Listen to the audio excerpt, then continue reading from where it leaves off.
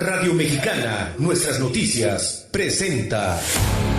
La reforma fiscal 2014 generó el más decreto daños de beneficios para la frontera. La formalidad de las empresas es una tarea La pendiente economía para americana lograr. avanza. La proveeduría maquiladora sigue siendo el La gran concentración de pendiente poder de mexicano. mercado en México. La transparencia gubernamental continúa. No es nada personal. Nada personal. Son solo negocios. Solo Negocios Radio. Las mejores entrevistas y análisis para lograr una toma de decisiones adecuada. Contáctenos. Correo electrónico. Correo@solonegocios.mx. Página de internet. www.solonegocios.mx. Facebook. www.facebook.com/solonegociosmx. Twitter. @solonegocios. Y recuerde, no es nada personal, son solo negocios.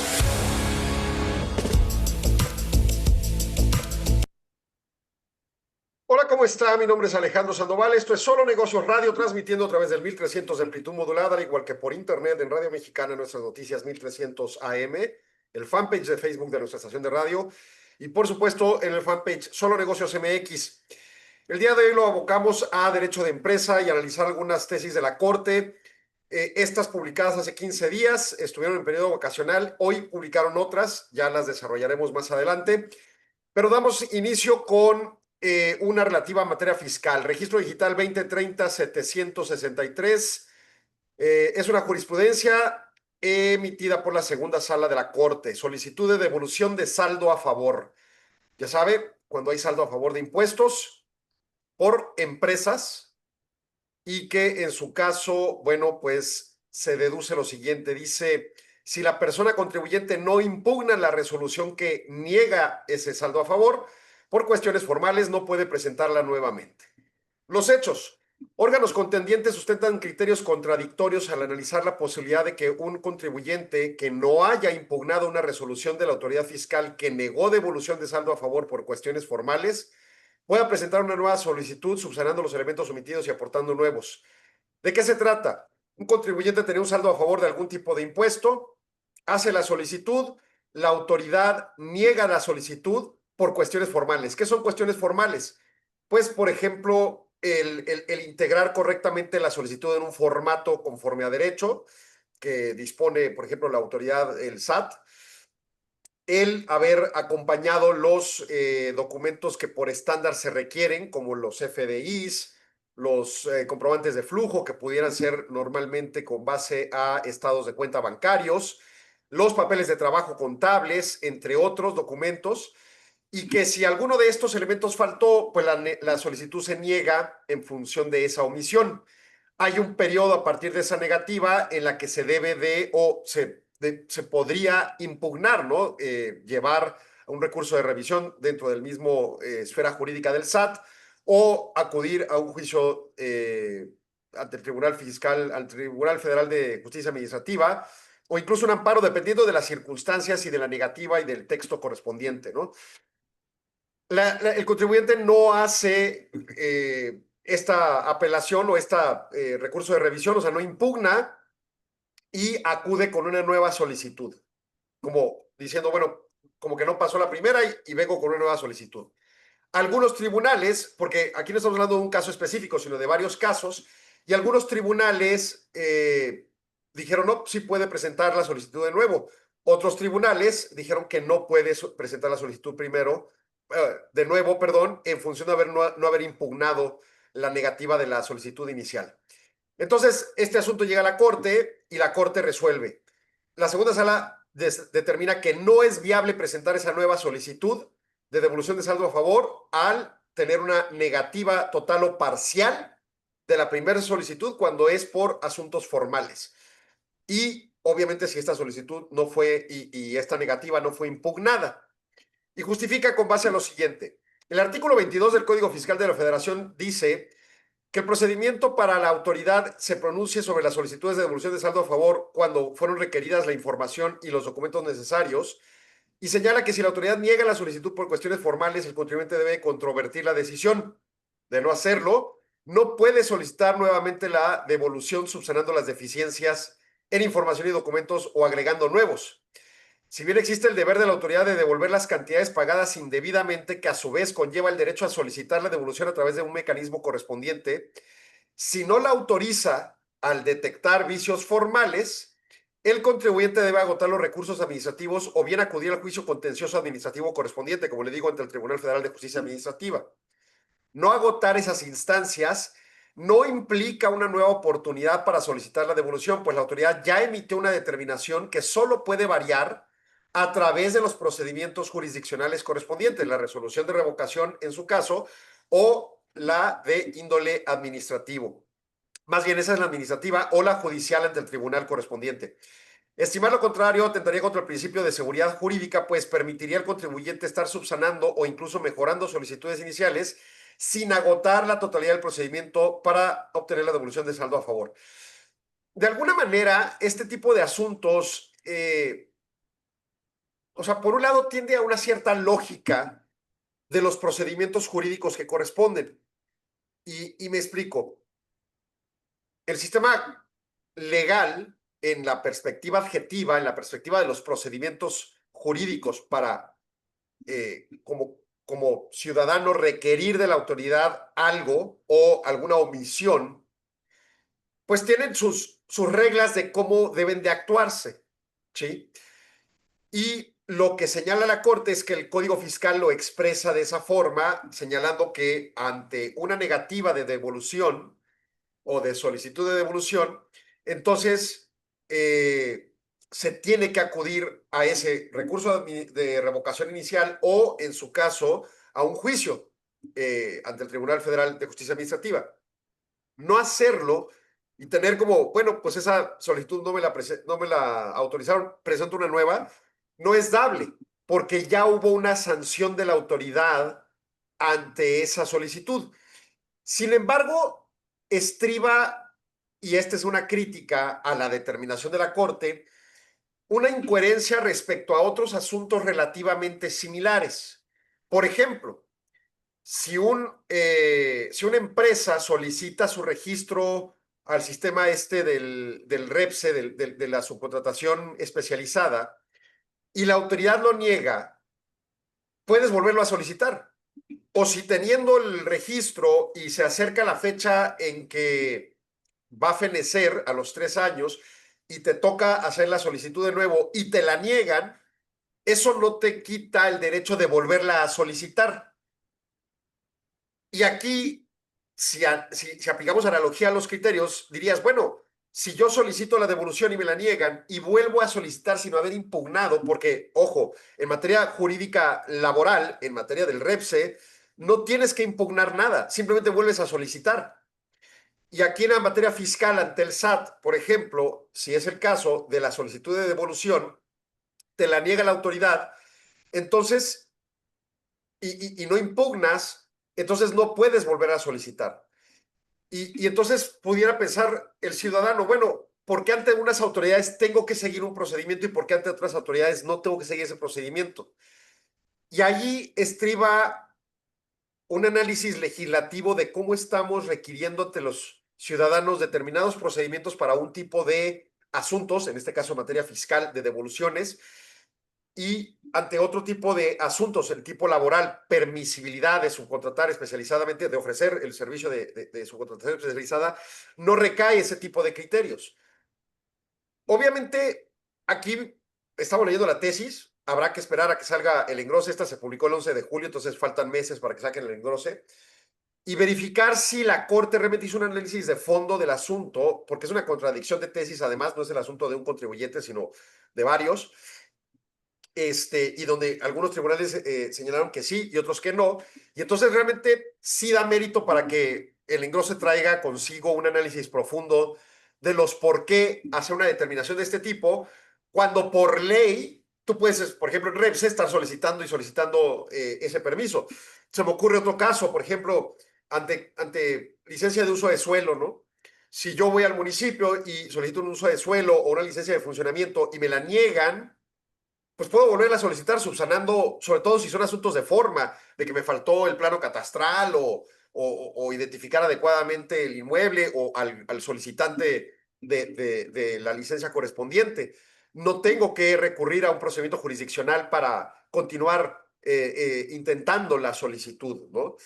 O no sé, se me ocurre, vamos a la escuela pública y me quiero inscribir a la universidad y llevo mis papeles y me niegan la inscripción, yo no tengo que acudir a un juicio, puedo volver a solicitar la inscripción, quizá el semestre siguiente, pero puedo volverla a solicitar. Entonces, ¿por qué ante unas autoridades y ciertos procedimientos hay un procedimiento predeterminado, como dice la Corte aquí con el asunto fiscal, y por qué ante otros no? Esa es una pregunta válida por el ciudadano, ¿no? Y solo un análisis profundo en donde determine que la negativa del SAT, en el caso específico que fuera del SAT, porque no necesariamente es esa autoridad a la que estamos aquí hablando, eh, requiere forzosamente una impugnación y porque ante otros casos no. Como principio diría, sustantivamente el código fiscal determina lo conducente, o sea, tienes que acudir a juicio ante una negativa de la solicitud de saldo a favor. Y a mi memoria, porque yo no me aboco realmente a estas solicitudes, pero lo veo de contribuyentes cercanos, clientes, pero en materia jurídica o financiera, y que sus contadores hacen la solicitud de devolución y que de repente piden y piden y piden cosas el SAT, ralentizando el asunto, y y se contesta, pero en realidad nunca hay, a mi memoria, una negativa plena que aduzca este procedimiento. Y sin embargo, tengo en la memoria que en algún caso hubo una negativa plena y se volvió a solicitar y se concedió. O pensemos, por ejemplo, las solicitudes que ahora, ante las declaraciones de personas físicas, que se dio mucho en redes sociales esta discusión de que se negaban la devolución de impuesto de la renta, por ejemplo, para un asalariado, y que de repente el SAT te pedía cosas ahí medio irracionales para un empleado, como papeles de trabajo y cosas de este tipo, y volvías a meter la solicitud sin nada de esas cosas, como pues una declaración complementaria, y de repente ya te la autorizaban, ¿no? Entonces ahí estriba una irregularidad de las formas en que la autoridad fiscal desarrolla el asunto, pero concretamente a este caso, lo que sí pudiera justificar el acto de la autoridad, y no lo sabremos hasta no tener el engrose completo, es que para el caso concreto, una solicitud de devolución de saldo a favor de, por ejemplo, un IVA a favor para exportadores, entre otros, sí hay un procedimiento que la ley determina y no necesariamente es así para, por ejemplo, pedir un saldo a favor de ISR para personas físicas. Entonces habrá que atender a lo que la legislación como principio señala y no nada más al contentillo de una autoridad que esta dijo que tienes que ir a juicio y esta que no. O sea, se tiene que fundamentar en el acto sustantivo que señala la ley, como el 22 del Código Fiscal que aquí aduce la Corte, para poder validarlo, ¿no? En mi opinión, es un tema que quizá tenga razón la Corte, pero quizá también tiene razón el contribuyente en cuanto a cuestionar el sistema jurídico integralmente hablando y en su caso los legisladores de decir, oigan, homogeneicen los criterios. Estar tratando a Juanito de una forma y a Perenganito de otra sin una justificación de fondo puede traer consecuencias irregulares al sistema jurídico integralmente hablando. Me pide corte Arturo, vamos a corte rápidamente. No se vaya, siga aquí en Solo Negocios.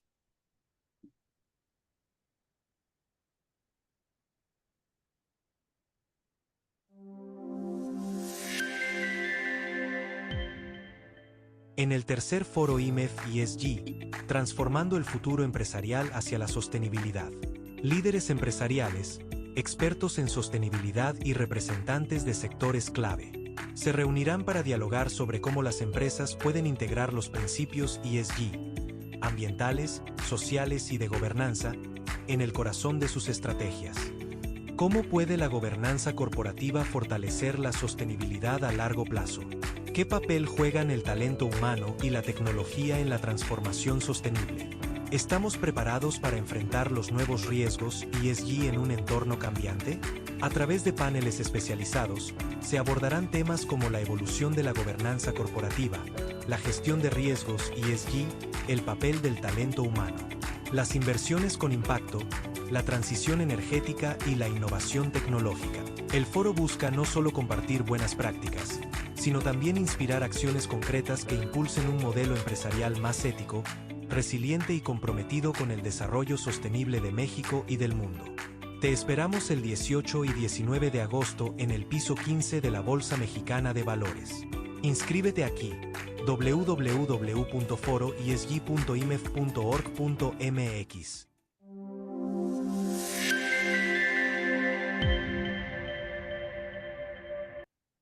Estamos Estamos regresando al aire aquí en 1300 AM y nos vamos a otra tesis diferente. Esta es la de registro digital 2030-762, una tesis aislada en materia civil emitida por tribunales colegiados de circuito. El rubro se llama responsabilidad civil objetiva y señala que la póliza que excluye a trabajadores de una empresa asegurada no es nula en la medida que tiene una diferencia razonable y objetiva conforme a los artículos 145 y 147 de la Ley sobre el Contrato de Seguro. ¿Cuáles son los hechos? Derivado de un accidente automovilístico, fallece una persona empleada de la empresa que tiene el seguro a su favor. La concubina y los hijos de la víctima promueven un juicio de responsabilidad civil objetiva en contra de la asegurada y se le reclama el pago conforme al 145 y 147 de la Ley del Contrato de Seguro.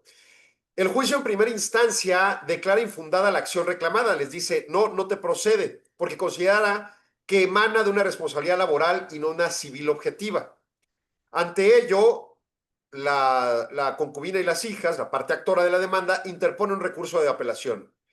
Y el tribunal revisor, con plenitud de jurisdicción, o sea, un tribunal correctamente asignado, estima que el contrato de seguro contiene exclusiones consistentes en que las coberturas no aplicarían si los daños se causaban a empleados o personas que estuvieran al servicio de la asegurada al momento del siniestro, por lo que resolvió fundada la excepción y como consecuencia declaró la improcedencia de la acción. ¿En qué caso se me ocurre que pudiera hacer esto? De nuevo, esta es una tesis del 11 de julio y entonces no está el engrose. Pero se me ocurre que, claramente está diciendo que el accidente ocurre cuando el empleado está al servicio de la asegurada. Entonces, no sé, por ejemplo, quizá el empleado iba en su vehículo y está en un horario laboral y quizá no está en una acción laboral, sino simplemente quizá pidió un permiso o algo y está en la calle manejando y de repente tiene el accidente y fallece. Y entonces el seguro dice, no procede el seguro porque hay una exclusión en el contrato que señala que no va a aplicar la cobertura si el daño le ocurre a un empleado que está al servicio de la asegurada cuando ocurre el siniestro.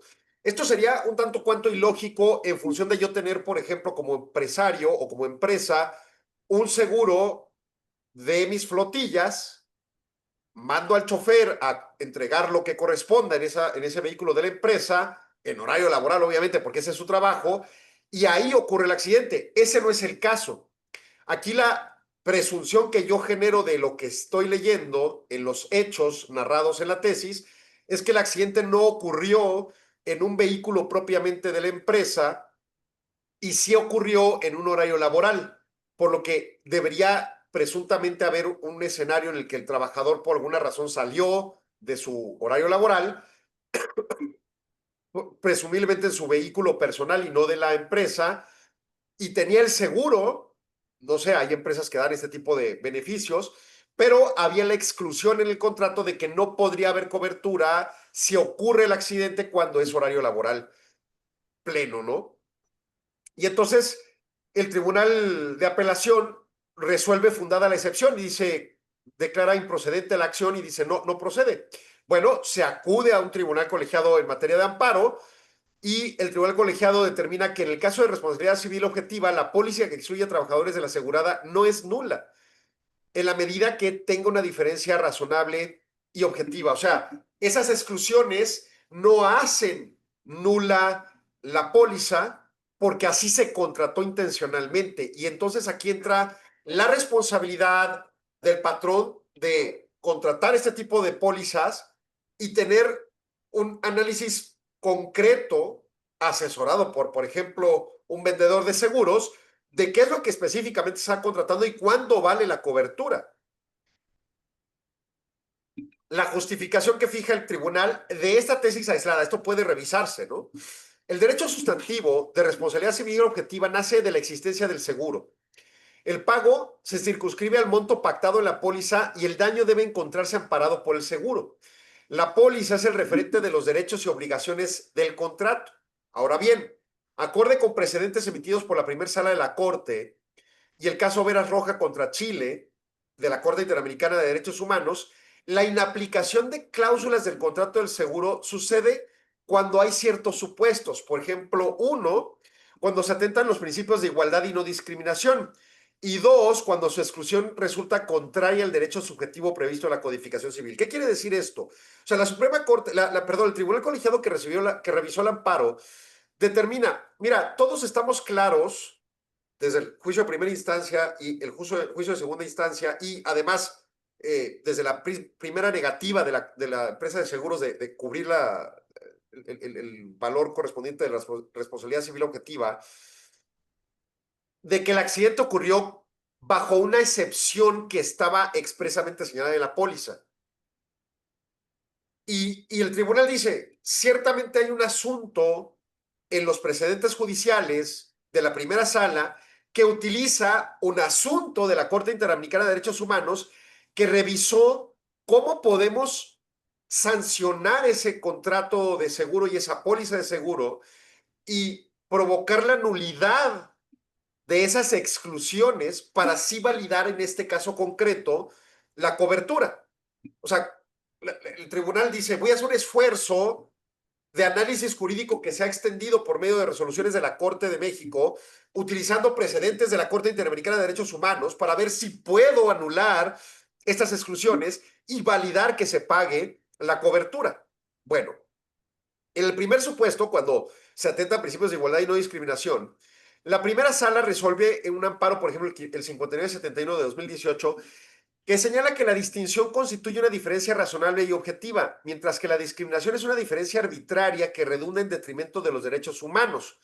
O sea, se le está discriminando por ser empleado, por ser hombre, por ser mujer, por ser indígena, por ser pobre, por ser discapacitado. O sea, ¿cuál es el razonamiento de una potencial discriminación? Y cuando no es un asunto de discriminación, sino un tratamiento de igualdad, por ejemplo, quizá a unos empleados sí les cubrían y a otros empleados no les cubrían. Eso sería un principio de igualdad que constituiría un razonamiento para anular la exclusión del contrato correspondiente. Dice, además la discriminación normativa se actualiza cuando dos supuestos de hecho equivalentes son regulados de forma desigual. O sea, cuando dice, a los empleados hombres sí los vamos a cubrir, pero a las empleadas mujeres no, porque son tratamiento igual, empleado, pero a uno sí, a otro no. Eso sí provocaría la aplicación del criterio de discriminación. No hay una justificación razonable para otorgar ese trato diferenciado si así dijera el contrato, pero no es el caso al parecer. Seguimos. Dice la Corte, sí, dice el tribunal.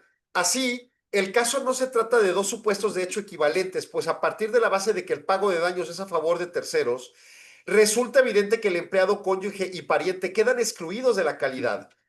Aparentemente, el tema de responsabilidad civil, pues al entender es la cobertura de daños a terceros, no la cobertura de los daños de quien ocasionó el accidente o quien reclama el seguro de manera directa. O sea, recordemos que en contrato de seguros yo puedo contratar cobertura total, que le dicen, y entonces me cubre a mí, si yo fallezco, si yo me daño, y mi vehículo, y cubre a terceros. Pero si yo nomás contrato el responsabilidad a terceros, pues no me va a cubrir a mí, ¿no?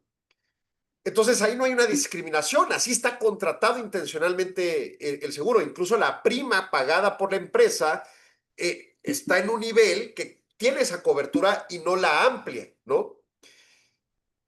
La diferencia se realiza en el contrato de seguro con relación a los trabajadores de la asegurada, es razonable y objetivamente causada precisamente por la relación que detentan.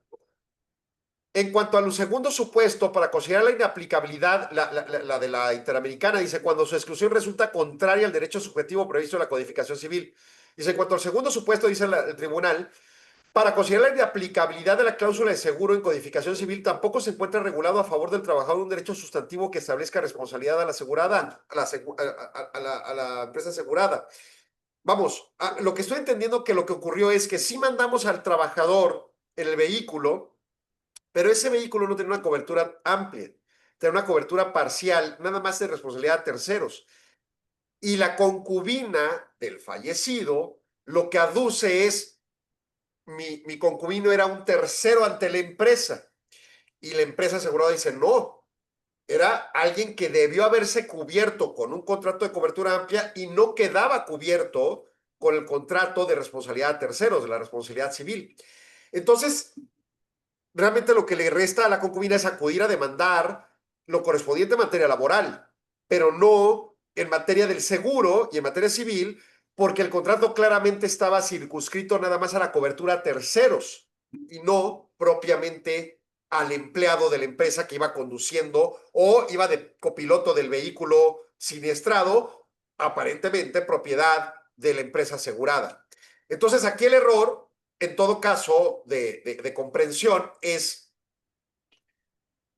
que la empresa contrató intencionalmente un seguro de responsabilidad de terceros que es incluso obligatorio para que las flotillas puedan circular en las ciudades en México, según la legislación correspondiente de cada estado, pero no tenía una cobertura amplia. Y al no tener la cobertura amplia no iba a cubrir a nadie, ni al vehículo, en sus daños propio de la empresa, ni los daños correspondientes en materia, pues así de tipo de gastos médicos o de vida al conductor o copiloto del vehículo asegurado por la empresa. O sea, tiene razón la Corte en este sentido. El contrato estuvo limitado. Oye, pero ¿por qué entonces contratan limitadamente? Bueno, pues porque hay una obligación que es tener un contrato a terceros, pero no hay una obligación de tener cobertura amplia. En todo caso, la responsabilidad recae plenamente en la empresa y es la que tiene que ser demandada. Y por supuesto, la capacidad financiera de la empresa será la que pueda cubrir o no, en su caso, el fallecimiento de esta persona. Vamos a corte, regresamos en segundos, no se vaya, sigan Solo Negocios. 53ª Convención Internacional IMEF, CIEFO 360. El futuro de las finanzas y el liderazgo. En un entorno global desafiante, el rol del CIEFO está cambiando. Ya no basta con dominar las finanzas. Hoy, se espera que los líderes financieros sean estrategas, innovadores y agentes de transformación. La Convención Internacional IMEF 2025 será el espacio donde se reúnen quienes están definiendo el futuro de las finanzas en México y el mundo. Abordaremos cómo los CIEFO enfrentan un contexto de disrupción tecnológica, incertidumbre geopolítica y presión por la sostenibilidad. Hablaremos de inteligencia artificial, automatización, modelos de gobernanza resilientes y liderazgo con visión 360. Todo en un escenario incomparable, Los Cabos, donde la reflexión estratégica se combina con la inspiración del entorno. No puedes faltar. Quiero, merezco, necesito estar ahí. Nos vemos del 19 al 21 de noviembre en la Convención IMEF, CIEFO 360. Regístrate ya en convención.imef.org.mx. Los Cabos te espera. El futuro también. Continuamos en Solo Negocio Radio y creo que en resumen estas dos tesis tienen un criterio concreto. Los actores de la demanda pierden la demanda porque no cumplieron requisitos específicos, ya sea desde la contratación del seguro en esta segunda tesis o el primero con respecto al tema de saldo a favor, el no haber recurrido adecuadamente el asunto. Aduciría entonces que hay una falta de asesoría concreta a estos agentes económicos, ya sea en primera instancia, en la primera tesis al contribuyente, y en esta segunda instancia, pues a la empresa que contrata, y quizá la empresa sí estaba clara en lo que contrató. Estamos regresando al aire 1300 y estoy señalando como conclusiones de las primeras dos tesis leídas, y entonces aduciría que pues no se informa adecuadamente a quien corresponde. O sea, en la primera tesis, el tema fiscal, no se informa al contribuyente que tiene que recurrir por medio de una impugnación jurisdiccional, ya sea el recurso de revisión o lo que corresponda ante el SAT o el juicio contencioso ante el Tribunal Federal. No se le informó, pues repite la solicitud y lo hace el contador y listo, y no procede. Y luego dos, el contrato de seguro, ya sea que la empresa estuviera clara en lo que contrató y no informara a los deudos del empleado, o tampoco estuviera clara la empresa en lo que contrató. Y entonces quizá pues, también recae un cierto grado de responsabilidad al asesor de seguros de no haber explicado adecuadamente lo que le vendió a la empresa, ¿no? Pasé por el mundo de los seguros durante algún tiempo y habían criterios para coberturas y criterios para no coberturas muy claros. Y sobre todo el personal de siniestros tenía que tener un trabajo pues de protección al patrimonio de la empresa de seguros para no ir a cubrir daños que generaron un perjuicio patrimonial respecto a asuntos no contratados por los asegurados.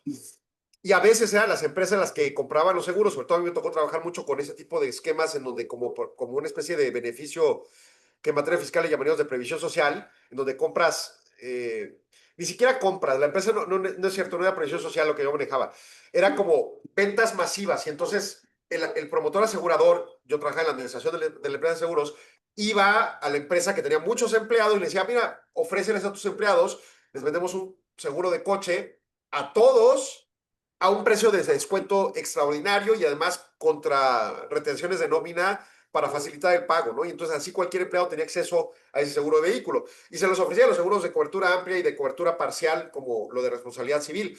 El asunto es que hay que explicar adecuadamente, oye, ¿qué te cubre lo que estás comprando? Para no generar falsas expectativas, que en mi opinión, esa segunda tesis que leí ahorita en el segmento anterior, pues presuntamente se podría considerar a partir de falsas expectativas. Como sea, el tribunal acudió al presidente judicial fundado en la Corte Interamericana de Derechos Humanos y en mi opinión, entonces eso quiere decir que una de dos, el abogado de los deudos intentó un juicio mucho más profundo y se le negó, o de plano realmente no estaban informados adecuadamente de las coberturas contratadas por la empresa, ¿no? Bueno, vámonos a otra tesis. Esta es la de registro digital 2030-756, tesis aislada, tipo administrativo, tribunales colegiados. Rubro, marcas con palabras genéricas o de uso común, criterios para determinar similitud en grado de confusión. Tema, propiedad intelectual, registro de marcas. Hechos. Una persona solicita el registro de marca de un diseño que comprendía las palabras salud y todos. El INPI, el Instituto Mexicano de la Propiedad Intelectual, niega el registro considerando que era similar en grado de confusión con otras marcas que incluían la palabra salud y la palabra todos. En el juicio de nulidad que promovió el solicitante, la sala competente confirmó la validez de la resolución impugnada y contra la determinación se promovió amparo directo. El tribunal colegiado determinó que la protección de signos que contienen términos o expresiones de uso común debe atender a su combinación específica y distintiva y no solo a una semejanza fonética, gráfica o conceptual. O sea, el análisis del INPI no debe decir, oye, es que hay otras empresas, o perdón, marcas que dicen salud u otras que dicen todos. No, tiene que analizar la integralidad del diseño, de todas las palabras que componen un concepto potencialmente registrable o al menos presuntamente solicitable. Y ante ese criterio, entonces, no solo puede recaer el uso de un análisis meramente fonético, de que la palabra se parece, o incluso gráfico, usa las 5 letras de la palabra salud, S-A-L-U-D, y seguiditas, y dice salud, y por lo tanto no es registrable.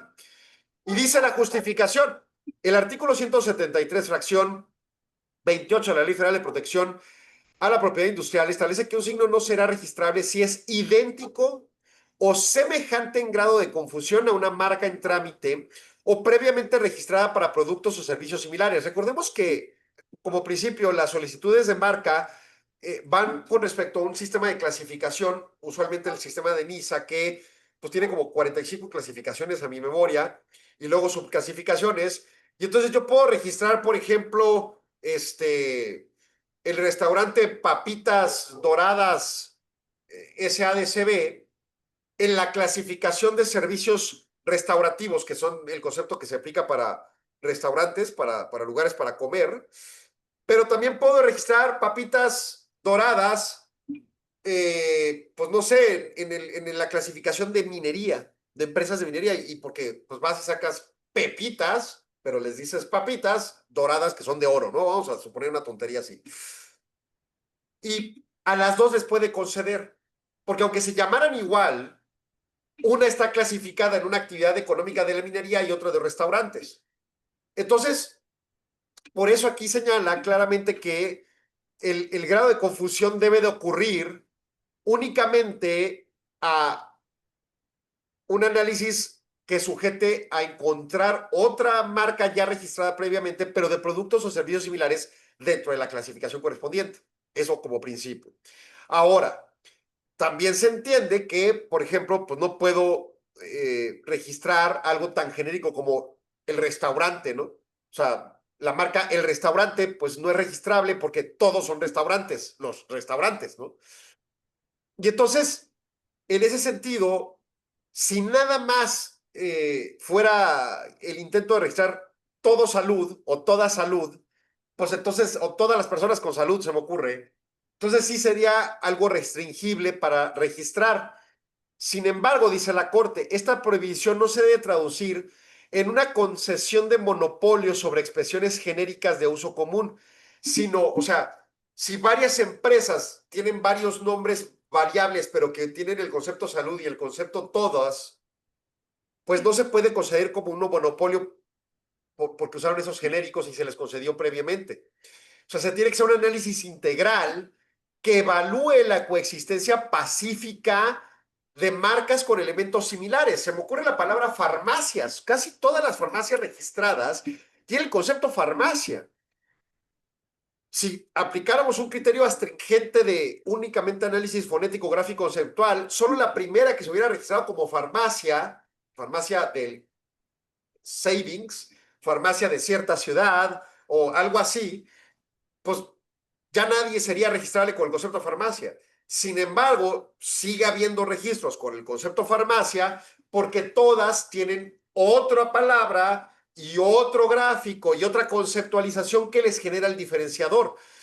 Y entonces dice la Corte, puede haber una coexistencia pacífica de marcas con elementos similares, como la palabra farmacia, o en este caso salud y todas, siempre que sus diferencias, dice, y esto es clave, siempre que sus diferencias sean suficientes para evitar confusión de los consumidores. Bueno, al grado que una de estas empresas farmacéuticas era la misma y luego se dividieron y ahora una se llama de una forma y otra de otra, que son demasiado similares, pero con una diferenciación relativa de la palabra que les permitieron el registro y la coexistencia pacífica y la competencia del mercado. Incluso están aquí a unas cuadras, como a menos de 1 kilómetro de distancia una y otra, y no pasa nada, ¿no? Y entonces dice más la Corte, para determinar si se actualiza la prohibición de registro deben valorarse factores como la relación entre los servicios amparados, los canales de comercialización, el público de referencia e incluso su posible carácter competidor o complementario.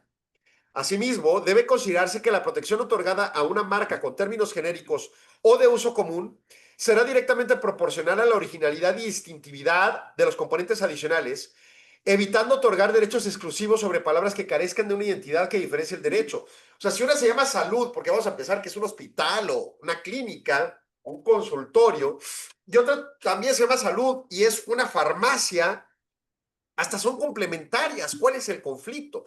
Y si son competidoras, pero usan el concepto salud junto con una otra serie de palabras que enarbolan una caracterización distintiva diferente a la otra, el tribunal dice, no debería haber un problema, porque no vamos a brindar derechos exclusivos monopolizantes cuando no hay, por el mero hecho de usar la palabra salud, una razón para conceder al que registró previamente la marca esa exclusividad.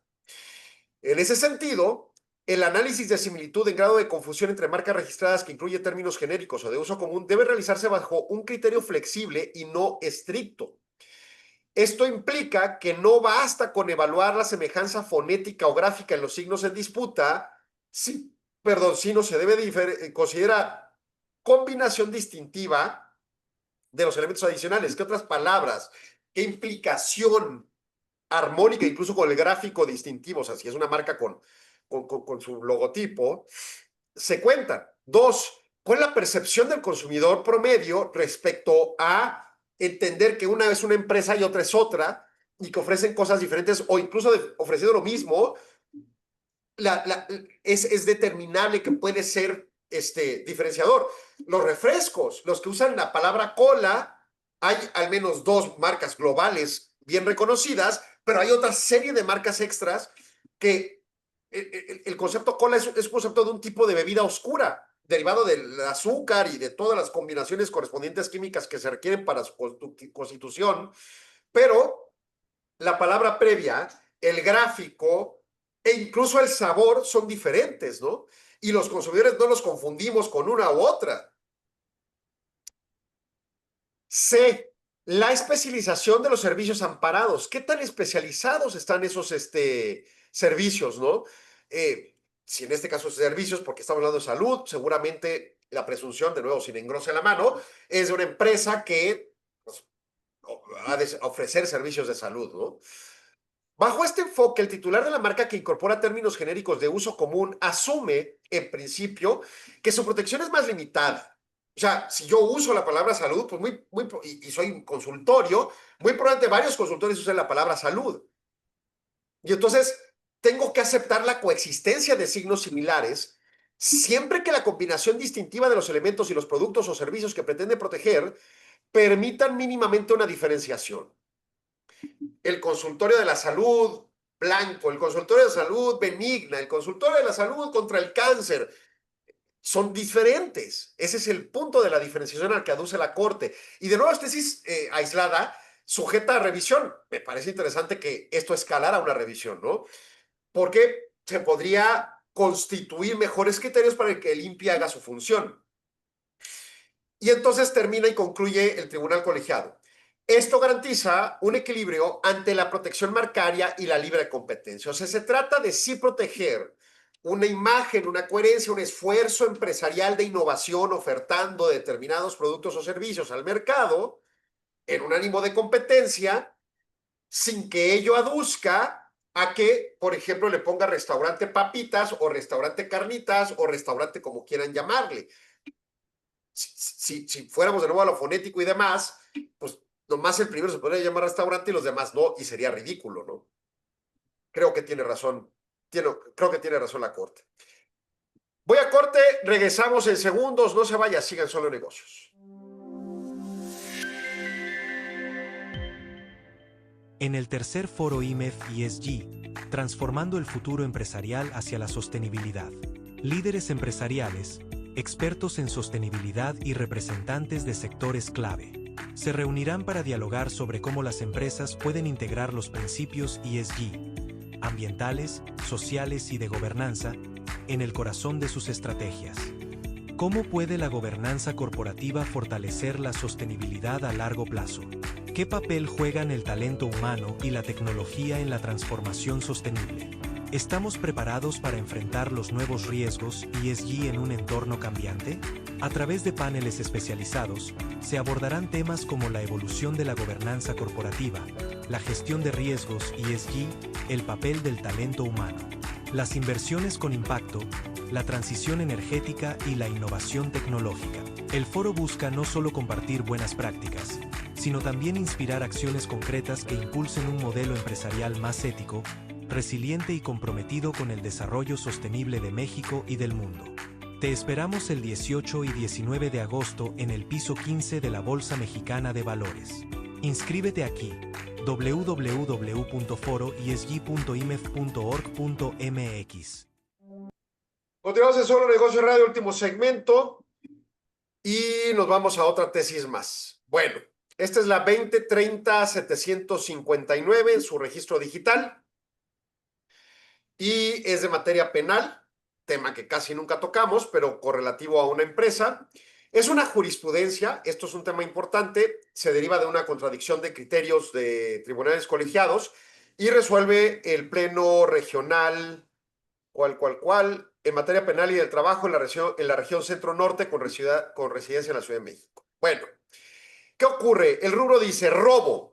La agravante relativa cuando se cometa aprovechando alguna relación de trabajo comprende la figura de subcontratación o outsourcing conforme al 223 fracción 3 del Código Penal para el Distrito Federal aplicable en la Ciudad de México. Ok, no conozco de nuevo el engrose y como sé, contradicción de tesis proviene de varios asuntos, pero asumo que proviene de un asunto o de múltiples asuntos similares en donde había este tema de la subcontratación, independientemente que ocurriera post-2021 y entrada en vigor del REPSE o antes, bajo los esquemas anteriores de la subcontratación. Y entonces un trabajador aparentemente roba o se podría conseguir un abuso de confianza, pero bajo el Código Civil de la Ciudad de México, y esto seguramente ocurrió en la Ciudad de México, o tuvo que haber ocurrido en la Ciudad de México, el acto correspondiente de agravante para incrementar la pena se sustentó en posiblemente un abuso de confianza o algún esquema similar que bajo codificación penal tiene su tipicidad correspondiente, pero se le quiso aplicar la agravante de robo y hubo defensa diciendo, oye, pues no aplica porque era un trabajador en su contratación.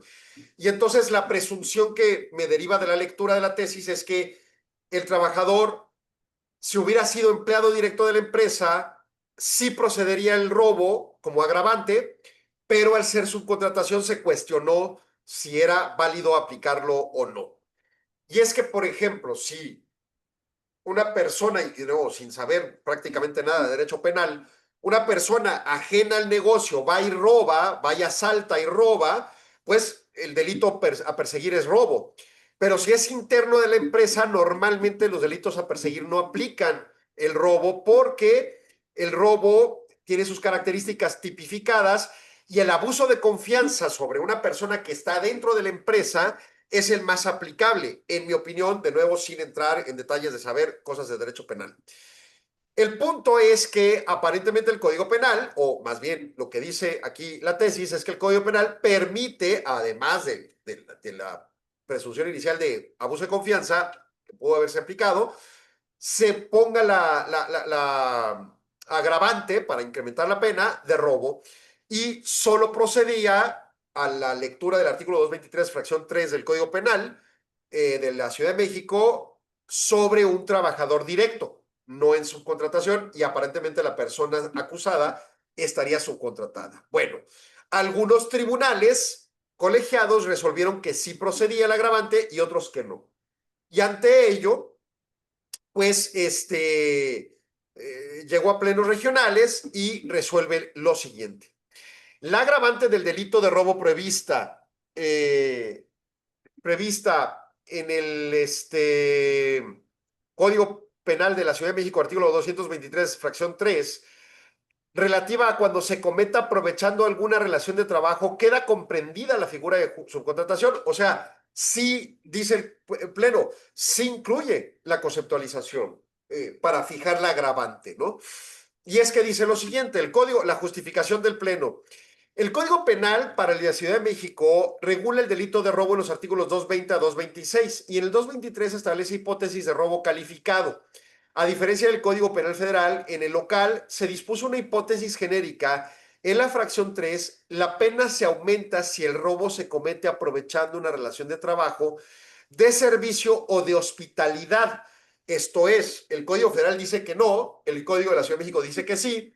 Si el robo ocurre aprovechando que el trabajador es trabajador y no un ajeno, o brinda un servicio, o la parte de hospitalidad se refiere a hotelería u hospedaje, si alguno de esos escenarios son aprovechados para ejercer el robo, entonces se puede poner el robo calificado.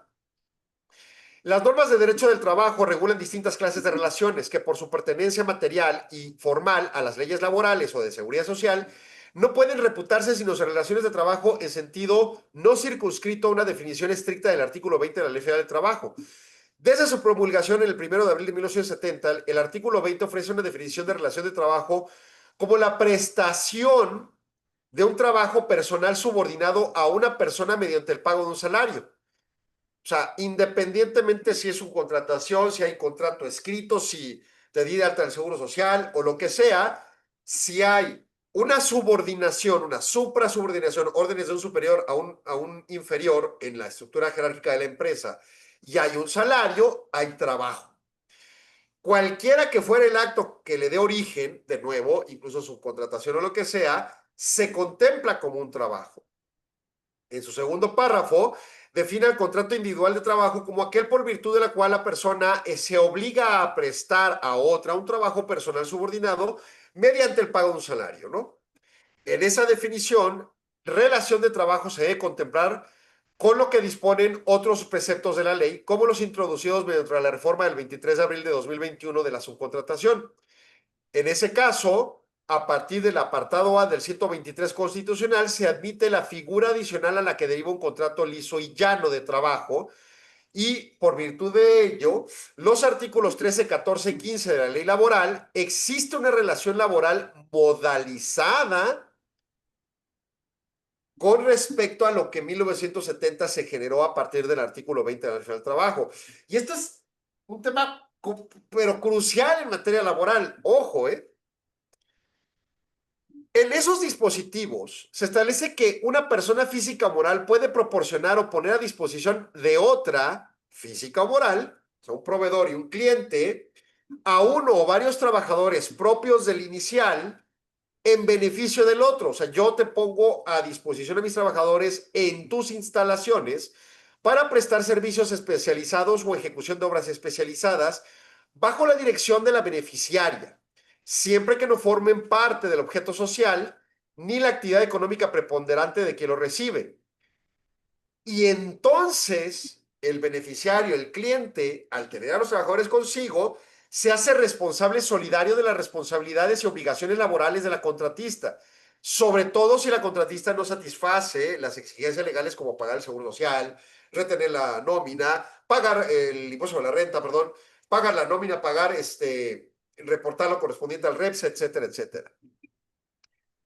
Y ahorita voy por qué la relevancia de esta norma, de esta jurisprudencia. A esa relación jurídica se le denomina subcontratación, o tercerización, o externalización, o outsourcing, y se le concibe como una modalidad de la relación de trabajo ordinaria porque, uno, lo legisla la Ley Federal del Trabajo, y dos, genera derechos y obligaciones de índole laboral, tanto del trabajador, del contratista y del subcontratista.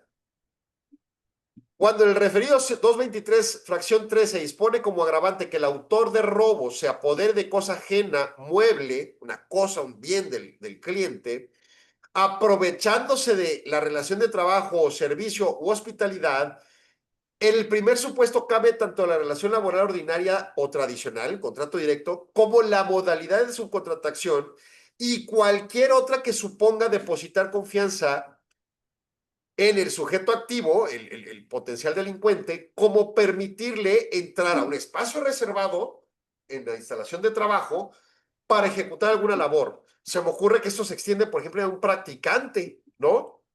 Un joven que está en la universidad y que, o en la preparatoria y que tiene estas prácticas profesionales, o jóvenes construyendo el futuro, no son trabajadores, pero encuadran en la actividad equiparable al trabajo, igual que el subcontratista o el subcontratado, más bien el empleado subcontratado, para los efectos del código en la Ciudad de México, ojo. En una relación de outsourcing, el empleado del contratista, precisamente por serlo, genera confianza del subcontratista para dejarlo entrar al espacio que de otro modo estaría vedado para los clientes o para el público, para la ejecución de los trabajos, y traiciona esa fe sustrayendo ilícitamente los bienes. Entonces nos vamos a un mundo meramente penal y le dicen, sí, le puedes aplicar el agravante y de robo calificado a esa persona que no siendo trabajador directo de la víctima, lo es de un subcontratista que le permitió la entrada. O, como dice aquí claramente, cualquier relación que suponga depositar confianza del sujeto activo como para permitirle entrar a un espacio de trabajo reservado para ejecutar la labor. O sea, esto se extiende a jóvenes construyendo el futuro, a practicantes y a quien lo que sea, ¿no? Bueno, en esa lógica, el alcance concreto que podemos detectar es que esto es aplicable al tema de robo y a la materia penal. Pero me hago una extensión más allá. La autoridad laboral, la Secretaría del Trabajo y en particular la Dirección General de Salario Digno, que es la que está a cargo del tema del REPSE, continuamente señala, estos no son trabajadores de subcontratistas, son trabajadores del subcontratante, o sea, del proveedor, y no es una relación de puesta a disposición. O sea, es una recurrente que en foros públicos así lo diga. Aunque la ley diga otra cosa y ahora la Corte está reiterando otra. y está diciendo expresamente el Pleno Regional en una jurisprudencia que el trabajador está siendo puesto a disposición, punto. Y recibe, o más bien tiene dirección del cliente, del proveedor. La presuposición del REPSE es que yo mando a mis trabajadores a las instalaciones del cliente a trabajar ahí, pero bajo mi propia dirección y no del cliente. Eso es lo que constantemente señala la autoridad laboral. Y aquí la Corte está interpretando otra cosa. Y este es un tema que va a dar de qué hablar, porque esta tesis en el mundo penal, pero con esa aplicabilidad concreta del tema